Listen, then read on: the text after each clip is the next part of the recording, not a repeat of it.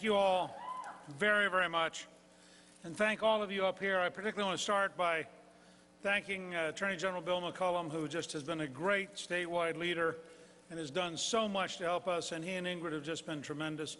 I also want to thank Mayor Crotty and Alan Levine, who co-chaired statewide and really helped us put this together with a remarkably short time, and so we're very grateful to all of you. I also want to introduce my daughter Kathy and her husband Paul. They live down in Key Biscayne. And I'm very proud of Kathy because she did a whole series of Spanish language media over the last couple of weeks, helping us in the Miami area and really reaching out across all of the Hispanic community. And also my daughter Jackie and her husband Jimmy, who are here. Jackie's been doing speeches, doing television and radio, and as many of you know, she and Jimmy are the mother and father of my two major debate coaches, Maggie and Robert. So it's great to have them here. I want to thank Floridians. Clifton and I talked about this, and everybody here has been so positive in every part of the state that we just thank all of you for the hospitality and the kindness. We thank the well over 500,000 Floridians who voted for us. And I think Florida did something very important, coming on top of South Carolina. It is now clear that this will be a two-person race between the conservative leader, Newt Gingrich, and the Massachusetts moderate.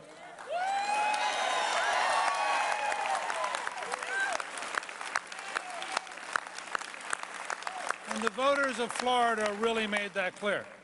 Now, you'll notice that a number of folks are holding up a sign about 46 states to go.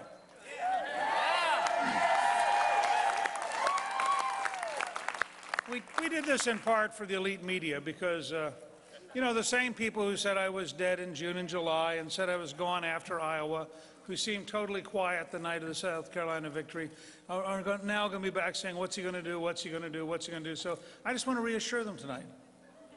We are going to contest every place, and we are going to win, and we will be in Tampa as the nominee in August.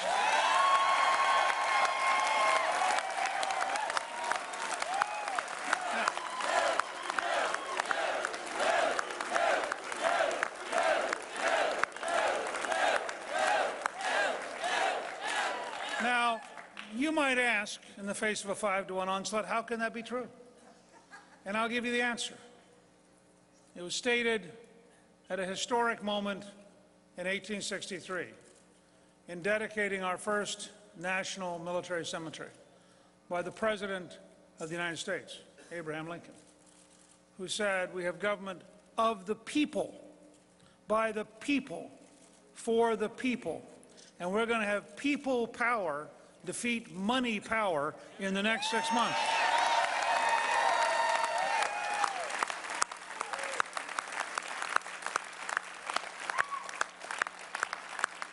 And you might say, how are we going to do that? Well, the same way that we came back in June and July, and by December, we're ahead in the Gallup poll nationally by 12 or 13 points with no money.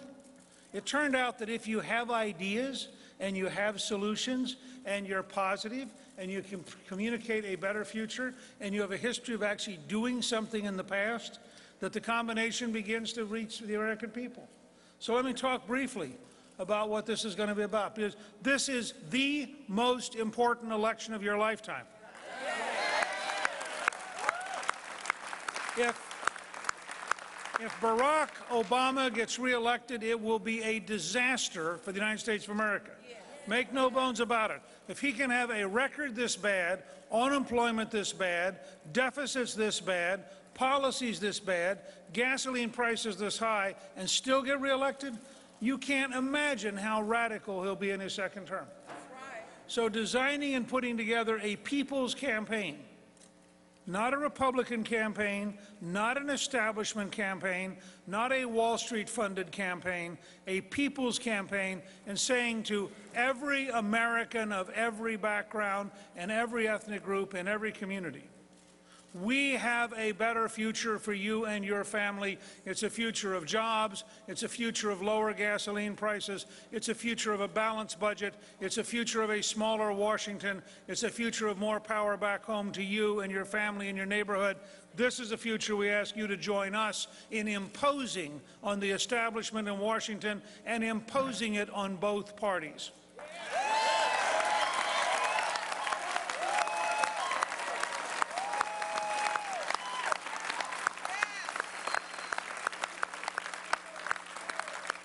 So let's talk briefly about the power of ideas. In 1980, I was very honored to be able to help put together the first Capitol Steps event. And at that point, Senate and House candidates came together with Governor Reagan. David Broder wrote about it in the Washington Post as a very courageous decision by Reagan because he didn't have to run as part of a team. And he did something nobody had done before. And we won 6 U.S. Senate seats by a combined margin of 75,000 votes, and we picked up 33 House seats. In 1994, building on that experience, we got 350 candidates to come and to be part of a contract with America to stand on the Capitol steps. We offered a positive program, and we had the largest one-party increase in American history in an off year. 9 million additional Americans voted for a positive vision, and we kept our word, and every item in the contract was voted on in the first 93 days.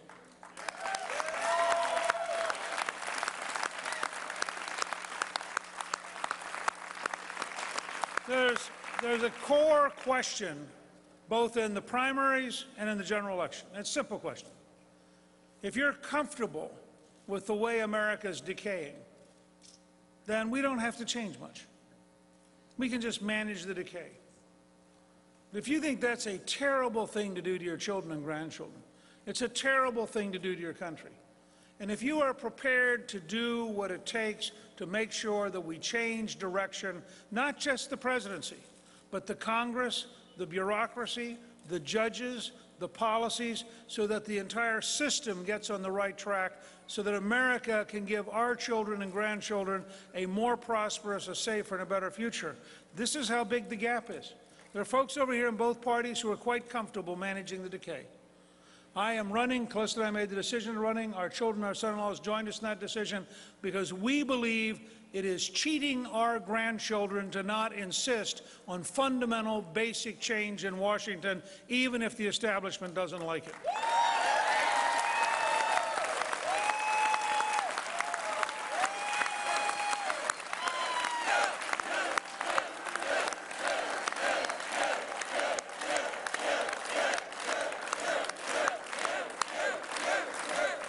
In the next few days, we're going to develop the equivalent of the contract from 1994, except this is going to be a personal one between me and you, because I'm asking you to make me president, and therefore I have a personal responsibility. It's going to come in 2 parts.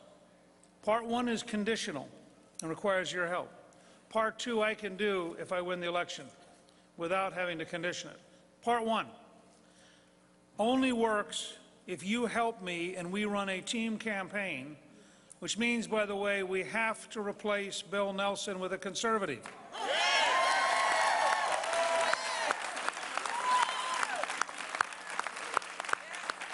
But if you help us, and in addition to winning the presidency, we elect a Republican Senate and a Republican House, I will ask them on January 3rd to stay in office, and I will ask them to immediately pass the repeal of Obamacare.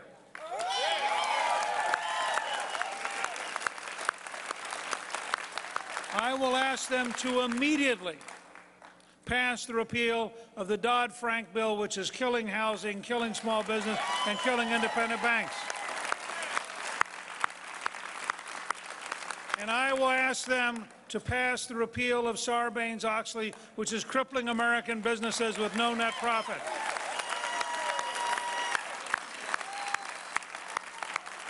And my goal is to have all 3 bills sitting there waiting, so the minute I am sworn in, I can sign all 3, and we're off to a pretty good opening morning.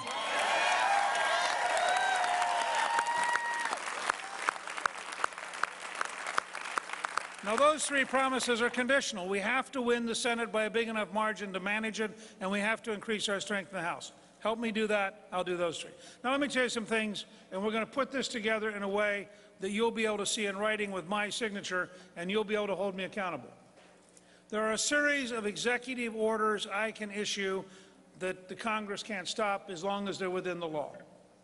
The very first executive order will abolish all of the White House czars as of that moment.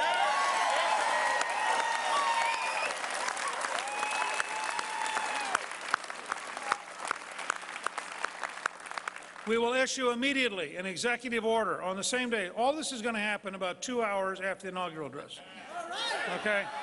And no point in hanging out and having fun. Before we get to go to the various balls that night, we are going to have a work period, because this is going to be a working presidency. I may not get in as much golf as Obama, but I'll get in a lot more job creation.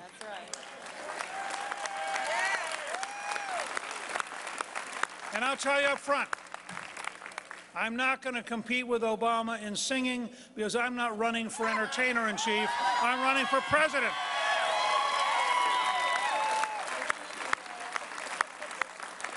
And I would say to him now, Mr. President, you cannot sing your way past the disaster of your presidency.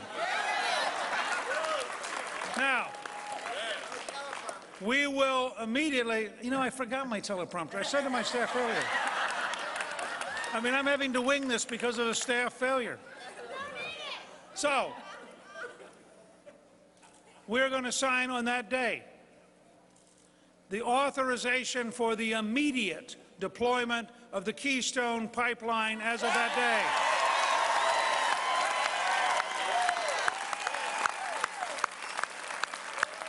My message to the people of Canada is, don't cut a deal with the Chinese. Help is on the way. By January, you're going to build the right pipeline to the right place.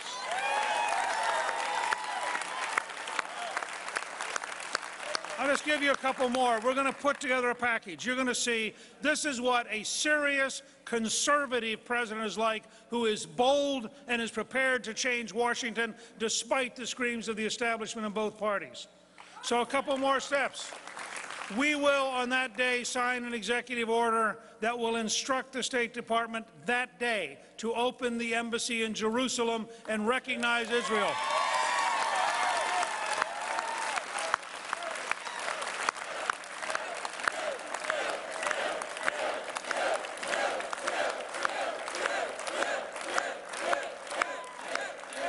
I'll give you just two more examples.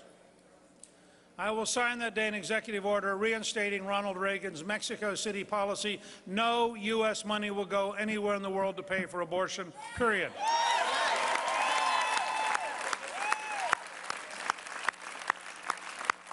And finally, many of you may have noticed that the Obama administration has declared war on the Catholic Church and other religious institutions.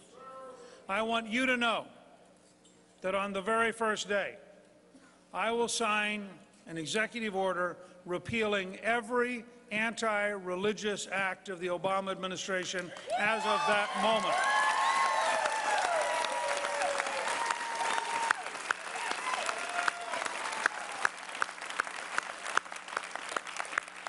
The reason I'm comfortable telling you all this is I have been studying what America needs to do since the fall of 1958, when my dad was stationed in Europe in the Army.